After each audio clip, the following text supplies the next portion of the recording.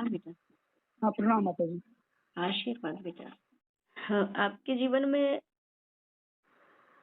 विद्वान महापुरुष बहुत मिले, लेकिन उन्हें हम्म, आपने जीवन में नहीं उतार पाया। इसका मूल कारण है कि आपका गुरु डिस्टर्ब था। लेकिन गुरु की प्राप्ति आपको होते रही है, लेकिन सदगुरु की प्राप्ति नहीं हो पाई।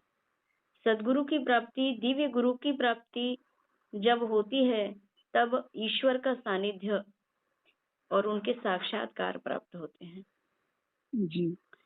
जीवन में विद्याएं अनेक प्राप्त हो जाती है, किंतु महाविद्या और ब्रह्मास्त्र विद्या का सानिध्य तब प्राप्त होता है जब अनेक जन्मों के पुण्य काल का उदय समय आता है। जिस मनुष्य के जीवन में महाविद्याओं का सानिध्य प्राप्त होता है, उनकी कृपा प्राप्त होती है, और महाविद्या के साथ श्री ब्रह्मास्त्र विद्या की अगर भक्ति प्राप्त हो जाती है, तो इनके पिछले के अनेक जन्म तो सुधर ही जाते हैं, वर्तमान के भी सुधरते हैं, और आने वाले अनेक जन्मों में उन्हें घोर कष्ट से नहीं जूझना पड़ता है। जी। अगले जन्म को इसी जन्म में सुधार लेता है महाविद्या की भक्ति करके मनुष्य। और पिछले भी कई जन्मों की बिगड़ी होगी, जिसके कारण हम सुख और दुख का भोग काल भोग रहे हैं।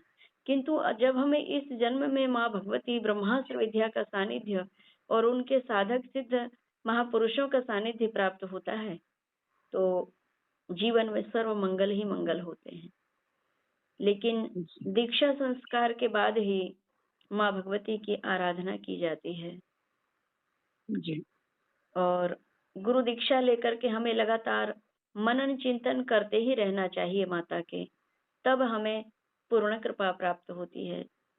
जैसे हमें इस शरीर को स्वस्थ रखने के लिए और लंबे समय तक चलाने के लिए हमें रोज भोजन करना अति आवश्यक होता है।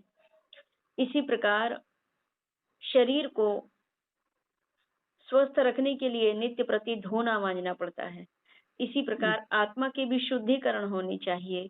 आत्मा को कानों के द्वारा कई बार नकारात्मक ऊर्जाएं प्रवेश होती है, कानों के द्वारा, मुखारबिंद के द्वारा, नेत्रों के द्वारा डायरेक्ट अंतरात्मा में पहुंचती हैं दिव्य किरणें नकारात्मक ऊर्जाओं की। इसीलिए इन्हें शुद्ध पवित्र करने के लिए हमें सद्गुरुओं का चिंतन और जो दीक्षा में मिलते हैं मंत्र के स्वरूप में इष्ट देवी देवता, इनका चिंतन प्रत्येक श्वास में करते रहना चाहिए, ताकि हमारे अंतरात्मा जो है नित्य पवित्र होती रहे, धुलती रहे, साफ रहे, निर्मल रहे। बहुत ही परम सौभाग्य होते हैं वे मनुष्य जिन्हें महाविद्याओं का सानिध्य प्राप्त होता है, माँ बगलाम की देवी का सानिध्य प्राप्त होता है। और माँ भगवती की कृपा आपके जीवन में बनी रहे। और माँ भगवती की दीक्षा आप लेना चाहते हैं? जी माता जी। लेकिन गुरु को खूब जांच परख लेना चाहिए, इसके बाद ही दीक्षा लेना चाहिए कि ये गुरुदेव हमारे जीवन में गुरु रूप में हमें प्राप्त हो रहे हैं, हमारा जीवन का कल्याण होगा या नहीं।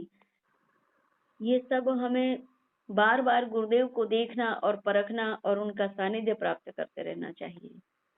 जब हम पूर्ण रूप से गुरुदेव को अपने हृदय में विद्यमान कर लेते हैं, बिठा लेते हैं, उसके बाद गुरु को अच्छे से परख लेते हैं, जांच लेते हैं कि नहीं, यही हमारे गुरु हमारे जीवन का और हमारे परिवार के जीवन का कल्याणकारी साबित होंगे, तो इस भावना के साथ फिर गुरु दीक्षा ग्रहण करनी चाहिए।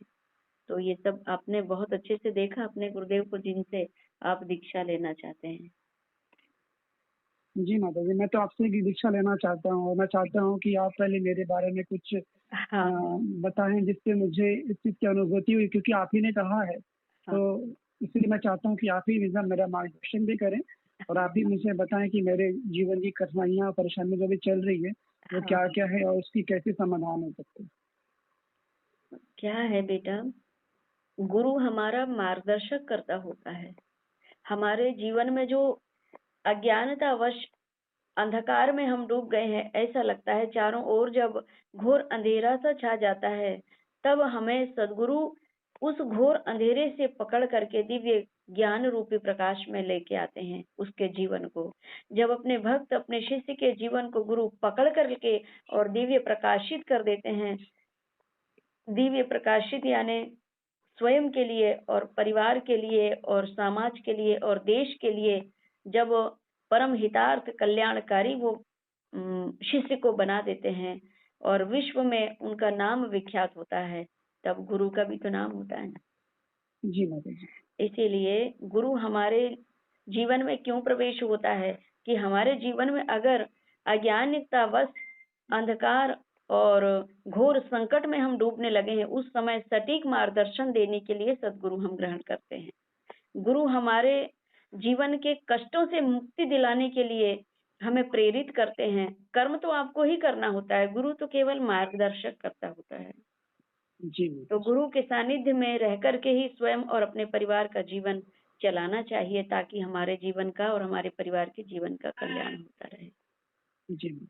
आपके जीवन में कठिनाइयां बहुत आई हैं, आपको धोखा बहुत मिले हैं, अपनों ने ही धोखा दिया, और वर्तमान की स्थिति में अर्थ की व्यवस्था में भी बड़ी तंगी आ रही है, पैसे नहीं रुक रहे हैं और मनोस्थिति डिस्टर्ब हो रही है आपकी, राजयोग नहीं बन पा रहा है, कड़ी मेहनत के बाद कुछ फायदा प्राप्त हो रहा है, शत्रु भी आपको परेशान कर रहे हैं और उदर संबंधी प्रॉब्लम होने के भी योग बन रहे हैं, लीवर संबंधी।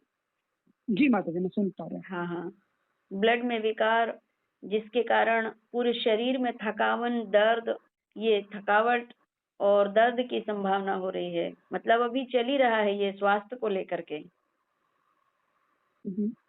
यानी कि जकड़न, समझते ना जकड़न क्या होता है? जी माता जी। अर्थ की व्यवस्था में भी जितना आप मेहनत करते हैं उस हिसाब से रुक नहीं पाता है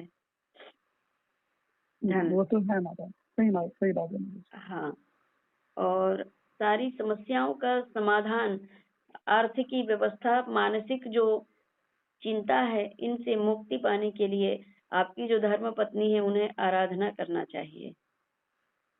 आपकी एज क्या है अभी? 31। शादी हो गई आपकी? नहीं माता जी। हाँ, तो उनको जब शादी हो जाए तो तत्काल ही गुरु परंपरा में ढाल देना, क्योंकि अष्टम का जब बुध होता है तो ग्रह लक्ष्मी और बाहर वाली लक्ष्मी दोनों के पूर्ण सुख के योग नहीं बन पाते हैं।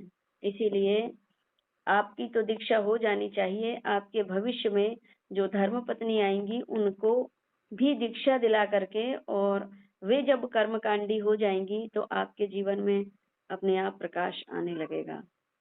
और माँ भगवती की जहाँ कृपा हो जाती है वहां तो दुख का नामो निशान मिट जाता है बेटे। जी माता जी। हाँ,